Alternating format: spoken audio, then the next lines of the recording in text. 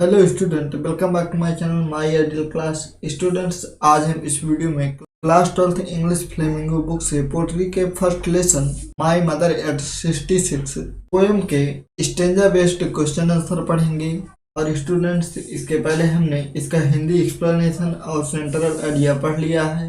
और यदि आपने अभी तक इस पोएम का सेंट्रल आइडिया और हिंदी अर्थ तैयार नहीं किया है तो पहले आप उन्हें तैयार कर लीजिए, क्योंकि यदि आपने इसका हिंदी एक्सप्लेनेशन तैयार न किया हो तो आपको इसके स्टेंजा बेस्ड क्वेश्चन समझ में नहीं आएंगे। इसलिए पहले आप इस पोएम का हिंदी अर्थ तैयार कर लीजिए, इसके बाद स्टेंजा बेस्ड क्वेश्चन आंसर करिए। तो देखते हैं इसका पहला स्टेंजा और फिर इसके बाद जो इसके क्वेश्चन आंसर हम देख लेंगे। और उसके स्टेंजा में चलने से पहले हम आपसे एक बात बोलेंगे कि यदि आप हमारे चैनल में पहली बार आए हैं तो आप हमारे इस चैनल को सब्सक्राइब कर लीजिए, बेल आइकन प्रेस कर लीजिए और अपने मित्रों में इस वीडियो को शेयर कर दीजिए। तो देखिए इसका पहला स्टेंजा है, driving from my parents home to Cochin last Friday morning I saw my mother besides me, doors open mouthed, her face ashen like that of a corpse। तो स्टूडेंट, हम थोड़ा सा इसके हिंदी एक्सप्लेनेशन देख लेते हैं, फिर इसके बाद जो इसके क्वेश्चन आंसर देखेंगे। कि driving from my parents home यानी अपने माता पिता के घर से कार चलाकर टू कोचिंग जाना था लास्ट फ्राइडे मॉर्निंग यानी पिछले शुक्रवार की सुबह। आई सा माई मदर, मैंने अपनी माँ को देखा, बिसाइड्स मी, जो कि मेरे बगल में बैठी हुई थी। डोज ओपन माउथ यानी पोएट बता रही हैं कि वह सो रही थी और उनका जो है मुंह खुला था।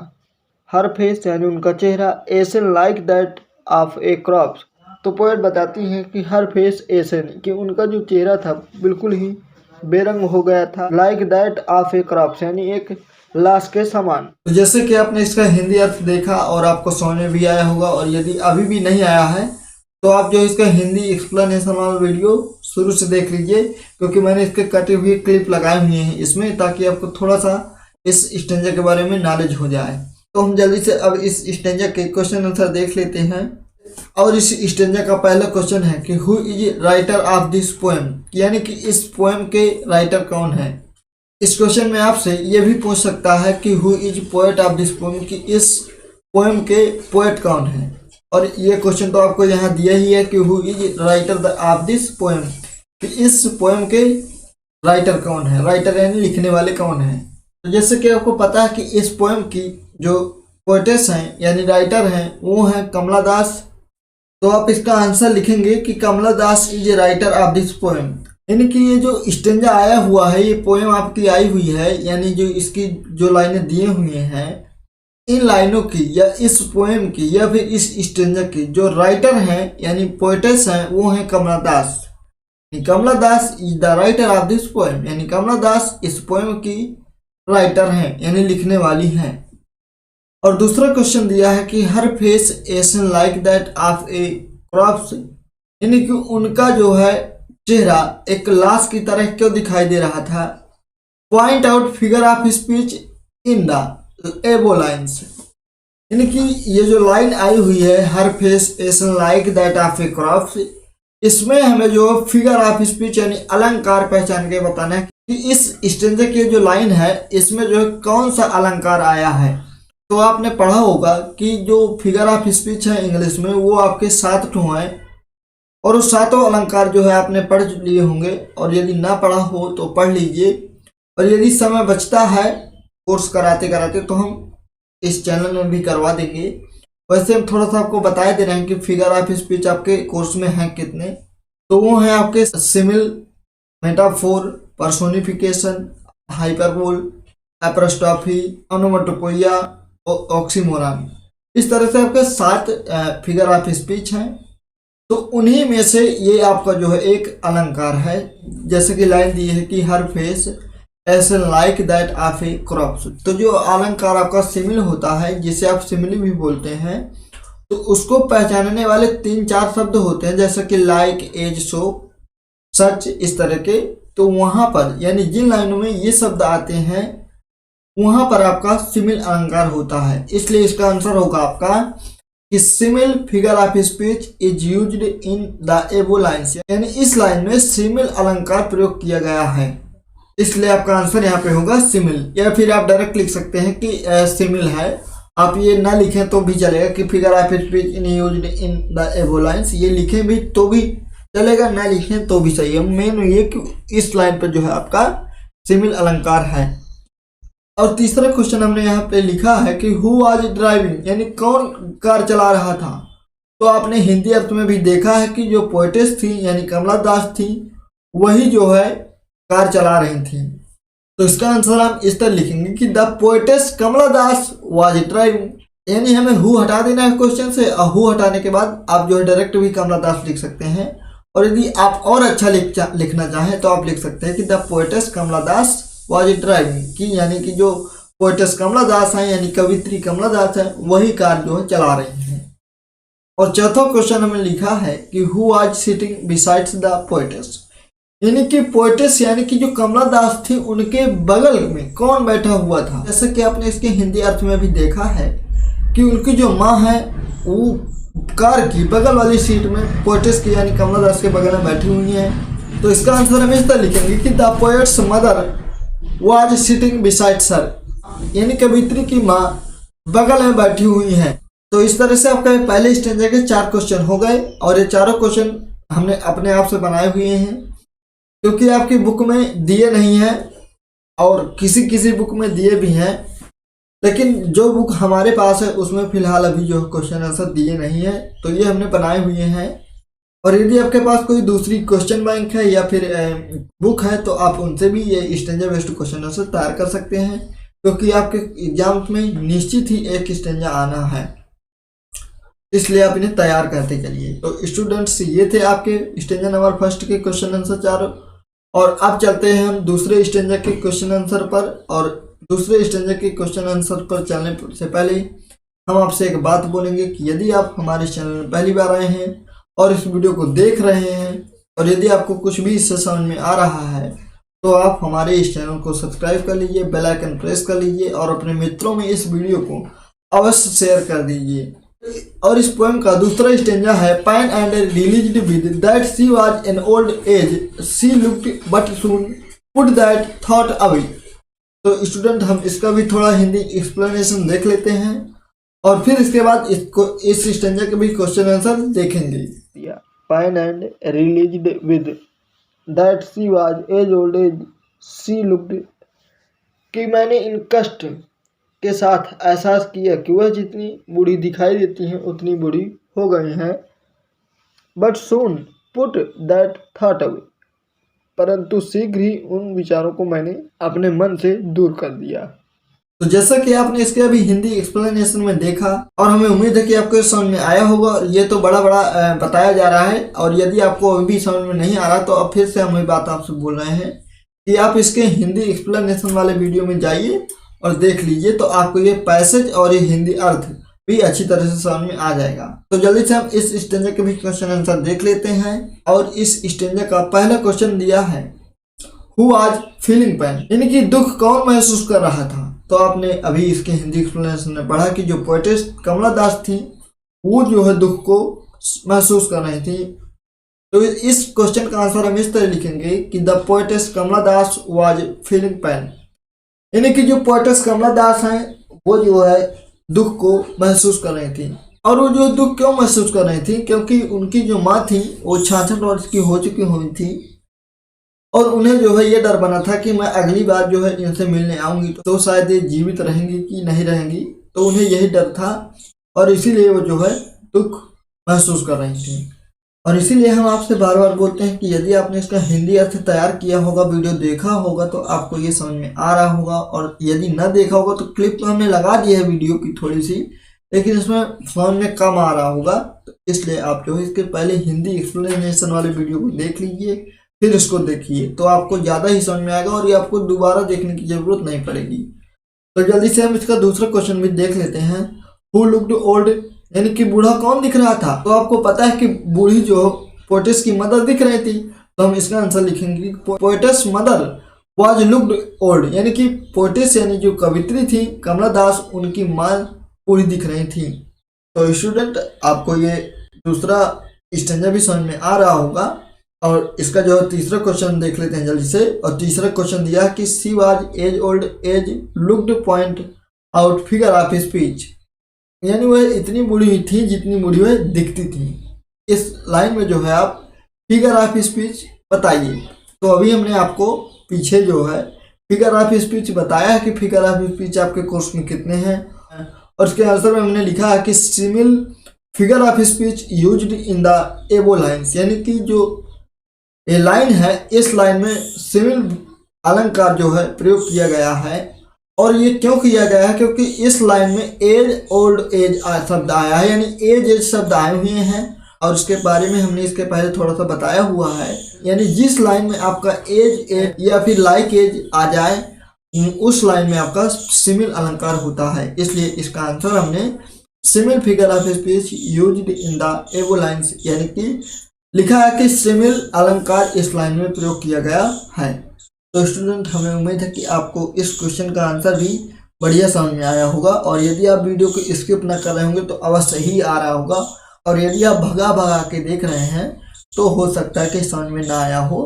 तो स्टूडेंट, हम आपसे ये कहेंगे कि आप वीडियो देख रहे हैं तो आप स्किप करके ना देखिए, एक तरफ से देखते चलिए, तो आपको ये समझ में आएगा और आपको दूसरी बार जो है देखने की या फिर पढ़ने की ज़रूरत नहीं पड़ेगी। तो स्टूडेंट्स, इस तरह से आपकी इस पॉइंट के 2 स्टैंजा के क्वेश्चन आंसर हो गए, और अब हम चलते हैं तीसरे स्टैंजा के क्वेश्चन आंसर्स पर। और तीसरे स्टैंजा के क्वेश्चन आंसर्स पर चलने से पहले हम आपसे एक बात बोलेंगे कि यदि आप हमारे इस चैनल में पहली बार आए हैं तो आप हमारे इस चैनल को सब्सक्राइब कर लीजिए, बेल आइकन प्रेस कर लीजिए और अपने मित्रों में इस वीडियो को शेयर कर दीजिए। तो हम जल्दी से अब इसका तीसरा स्टैंजा देख लेते हैं, और फिर उसके बाद जो है इसके क्वेश्चन आंसर देखेंगे। और जो इस पोएम का तीसरा स्टैंजा है वो है and looked out at young trees sprinting the merry children spilling out of their homes, but after the airport's security check standing a few yards away, I looked again at her. तो student, हम इसका भी थोड़ा सा हिंदी अर्थ देख लेते हैं, फिर इसके बाद इसकी क्वेश्चन आंसर समझेंगे। And looked out at young trees sprinting, and looked out और बाहर की ओर देखा, यानी जो पोएट है वो कह रही हैं कि जिस कार में मैं बैठी थी उस कार के बाहर देखा, एंड लुक्ड आउट बाहर की ओर देखा, एट यंग ट्रीज उन छोटे छोटे पेड़ों को स्प्रिंटिंग दौड़ते हुए, यानी पोएट बताती हैं कि मैंने उस कार के बाहर छोटे छोटे दौड़ते हुए पेड़ों को देखा। The merry children spilling out of their homes, the merry merry में सोता प्रसन्नता के साथ ही, बड़ी ही खुशी के साथ, चिल्ड्रन बच्चे स्पिलिंग निकल रहे थे, आउट बाहर, ऑफ दियर होम्स अपने घरों से। और आगे अथर कहते हैं कि मैंने उन बच्चों को देखा जो अपने घर से बड़ी खुशी के साथ बच्चे बाहर निकल रहे थे। बट आफ्टर द एयरपोर्ट से सिक्योरिटी चेक, बट यानी लेकिन, आफ्टर यानी बाद में, द एयरपोर्ट सिक्योरिटी यानी कि हवाई अड्डे की सुरक्षा, चेक यानी कि जांच के बाद। तो पोएट कहती हैं कि but after the airport security check, कि लेकिन हवाई अड्डे की सुरक्षा जांच के बाद, standing a few yards away, standing खड़े होकर, ए फ्यू यार्ड्स उनसे कुछ गज दूरी पर। तो पोएट कहती हैं कि standing a few yards away यानी कि कुछ गज की दूरी पर खड़े होकर, I looked again at her, यानी मैंने उनको पुनः देखा, आई लुक्ड मैंने देखा, अगैन पुनः, एट हर उनको। तो पोएट कहती हैं कि जब हमारा हवाई अड्डे में सिक्योरिटी चेक हो गया यानी जांच हो गई, तो मैं उनसे कुछ कदम पर दूरी खड़ी हो गई और मैंने फिर से उनका चेहरा देखा। तो अभी आपने इसका हिंदी अर्थ देखा और समझ में भी आया होगा, और यदि नहीं आया तो फिर हम वही बात आपसे बोल रहे हैं कि इस लेसन के हिंदी एक्सप्लेनेशन वाला वीडियो शुरू से अंत तक देख लीजिए, आपको ये क्लिप समझ में आ जाएगी। तो हम जल्दी से जो है इसके क्वेश्चन आंसर को समझ लेते हैं। और इसका पहला क्वेश्चन दिया है कि व्हाट वाज स्प्रिंटिंग आउटसाइड, यानी कि कौन इधर उधर दौड़ रहा था। तो आपको पता है, आपने इसके हिंदी अर्थ में भी देखा है कि जो छोटे छोटे पेड़ थे वो इधर उधर जो है दौड़ रहे थे। तो इस क्वेश्चन का आंसर हम इस तरह लिखेंगे कि the young trees were sprinting outside, यानी कि जो छोटे छोटे पेड़ थे, यंग ट्रीज यानी छोटे छोटे जो पेड़ थे, वेयर स्प्रिंटिंग वे दौड़ रहे थे, आउटसाइड यानी इधर उधर, यानी कि जो छोटे छोटे पेड़ थे वो इधर उधर दौड़ रहे थे। और इस पोएम की तीसरे स्टेंजा के दूसरे क्वेश्चन में हमने लिखा है कि who were moving out from their homes, यानी कि कौन बाहर निकल रहा था अपने घरों से। हु वेयर मूविंग आउट यानी कौन निकल रहा था बाहर फ्रॉम दियर होम से, अपने घरों से। तो आपने इसके हिंदी अर्थ में अभी देखा कि जो छोटे छोटे बच्चे थे और प्रसन्न थे वही जो घर के बाहर निकल रहे थे। तो इसका आंसर हम इस तरह लिखेंगे कि the happy children were moving out from their homes, यानी कि जो प्रसन्न बच्चे थे वे अपने घरों से जो है बाहर निकल रहे थे। और इसका तीसरा क्वेश्चन हमने लिखा है कि what is the name of the poem from these lines where taken, यानी कि जिस पोएम से ये लाइनें ली गई हैं उस पोएम का क्या नाम है। What is the name of the poem, यानी इस पोएम का क्या नाम है।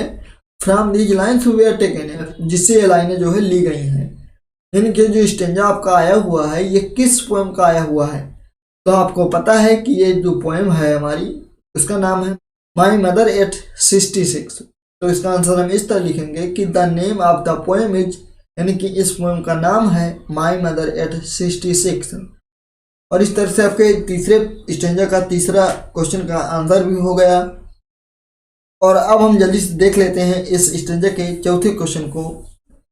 और ये दिया है कि whom and where the poet looked again, कि पोएट ने किसे और कहाँ दोबारा देखा था। तो जो पोएट थी उसने जो है अपनी माँ को दोबारा देखा था। अब और क्वेश्चन क्या था कि इसने कहाँ देखा था। तो आपको पता है कि जब एयरपोर्ट में जा रहे थे सिक्योरिटी चेक के बाद, तो उसने जो है अपनी माँ को वहीं पर देखा था। तो इसका आंसर हम इस तरह लिखेंगे कि the poet looked her mother, यानी पोएट ने अपनी माँ को देखा at the standing few yards, यानी कुछ गज दूरी खड़े होके away from airport security check, यानी कि जब एयरपोर्ट में सुरक्षा चेकिंग हो गई तब। तो इसका आंसर आप इस तरह लिखेंगे। तो स्टूडेंट इस तरह से आपके इस पोएम के 3 स्टेंजाओं के क्वेश्चन आंसर हो गए। और अब आपके एक स्टेंजा के क्वेश्चन आंसर और बचे हुए हैं, तो हम जल्दी से उन्हें भी देख लेते हैं। तो इस पोएम की अंतिम स्टेंजा में जाने से पहले हम आपसे एक बात बोलेंगे कि यदि आप हमारे इस चैनल में पहली बार आए हैं तो आप हमारे इस चैनल को सब्सक्राइब कर लीजिए, बेल आइकन प्रेस कर लीजिए और अपने मित्रों में वीडियो को शेयर कर दीजिए। तो हम जल्दी से इस पोएम के चौथी स्टेंजा यानी अंतिम स्टेंजा को भी देख लेते हैं और उसके क्वेश्चन आंसर देख लेते हैं, जो कि दिया है wan pale as a late winter's moon and felt that old familiar age, my childhood's fear, but all I said was see you soon, Amma. All I did was smile and smile and smile. तो student इस stanza का भी हम थोड़ा सा हिंदी अर्थ देख लेते हैं और फिर इसके बाद हम इस स्टेंजा के भी क्वेश्चन आंसर देखेंगे। वन पेले यानी बिल्कुल ही बेरंग दिख रही होती हैं। As a late winter's moon, जैसे कि सर्दियों के मौसम में चंद्रमा धुंधला दिखाई देता है। And felt that old familiar age, ache means होता है दुख, फैमिलियर मीन्स पुराना, और वही पुराना दर्द महसूस करती हैं। माई चाइल्ड्स फियर, यानी जो बचपन में दुख हुआ करता था, जो मैं बचपन में किया करती थी। यानी पोएट ने अपने बचपन के बारे में बताया कि जिस तरह मेरी माँ बचपन में मुझसे दूर चली जाती थी कहीं, तो मुझे दुख हुआ करता था, तो मैंने वही दुख फिर से महसूस किया। But all I said was see you soon Amma, but all I said was, मैंने यही कहा कि सी यू सून, कि मैं आपसे जल्द ही मिलूंगी अम्मा, कि माँ मैं आपसे जल्द ही मिलने के लिए आऊँगी। All I did was smile and smile and smile, और मैं केवल मुस्कुराई मुस्कुराई और मुस्कुराई, और इतना कह के जो है वो चली गई। सो वही बात जो है उन्होंने अपनी इस पोएम में बताया है। तो उनके कहने का मतलब यह है कि उन्हें दुख तो बहुत ज़्यादा था अपनी माँ से बिछड़ने का, और उन्हें ये भी नहीं था कि जब वह अगली बार उनसे मिलने आएंगी तो वह जीवित भी रहेंगी या नहीं रहेंगी, क्योंकि वो इतनी बूढ़ी हो चुकी थी कि उनके जीने की आशा नहीं की जा सकती थी। लेकिन फिर भी वह अपनी माँ को दिखाने के लिए मुस्कुराई और बोली कि मैं आपसे जल्द ही मिलूंगी। तो स्टूडेंट अभी आपने इसका हिंदी अर्थ देखा और हमें उम्मीद है कि आपको ये समझ में आया होगा। तो जल्दी से हम इसके भी क्वेश्चन आंसर देखते हैं।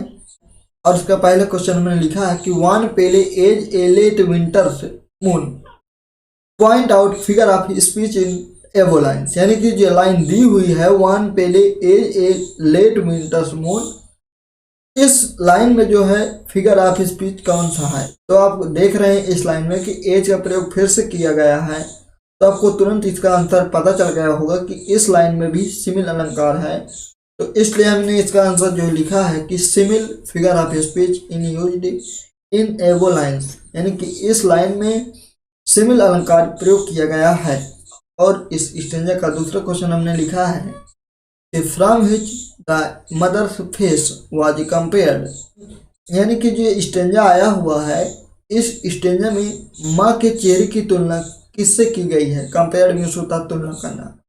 तो आपने इसके अभी हिंदी एक्सप्लेनेशन में पढ़ा है और देखा है कि जो पोएटस हैं वो अपनी माँ के चेहरे की तुलना ठंडी में चंद्रमा से कर रही हैं। तो इसलिए हम इसका आंसर जो है इस तरह लिखेंगे कि the mother's face was compared, यानी माँ के चेहरे की तुलना की गई है with a late winter's moon, यानी ठंडी के चंद्रमा से।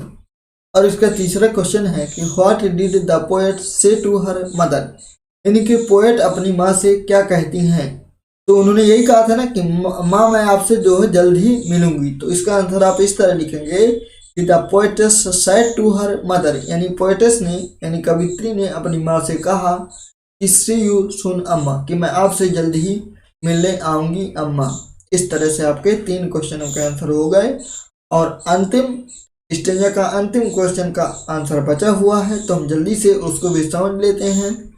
और इसी के साथ आपकी इस पोएम के स्टेंजा बेस्ड क्वेश्चन आंसर समाप्त हो जाएंगे। तो जल्दी से देखते हैं इसको। Why was the poetess smiling, कि पोएट जो है क्यों मुस्कुरा रही थी। तो इसका आंसर हम जल्दी से देखते हैं कि the poetess was smiling because she wanted to hide her internal feelings, यानी कि पोएटेस इसलिए मुस्कुरा रही थी। द पोएटेस वाज स्माइलिंग, यानी जो कवित्री थी वो इसलिए मुस्कुरा रही थी बिकॉज क्योंकि शी वांटेड वह चाहती थी टू हाइड यानी छिपाना हर इंटरनल फीलिंग्स, यानी अपनी बाहर की जो भावनाएं थी उन्हें, इसलिए वो जो है मुस्कुरा रही थी। तो स्टूडेंट इस तरह से आपकी इस पोएम के चारों के 4 स्टेंजा बेस्ड क्वेश्चन आंसर हो गए और हमें उम्मीद है कि आपको ये समझ में आए होंगे। और यदि अभी भी आपको कोई डाउट है और नहीं आया है या फिर आपके पास कोई दूसरी बुक है या क्वेश्चन बैंक है और उसका स्टेंजा बेस्ड क्वेश्चन आंसर आपको ना आ रहा हो, तो पहली बात तो आप करने का प्रयास कीजिए और फिर भी यदि ना आए तो आप हमसे जो है कमेंट करके पूछिए। तो स्टूडेंट हमें उम्मीद है कि आपको ये चारों स्टेंजाओं के क्वेश्चन आंसर बहुत अच्छी तरह से समझ में आए होंगे।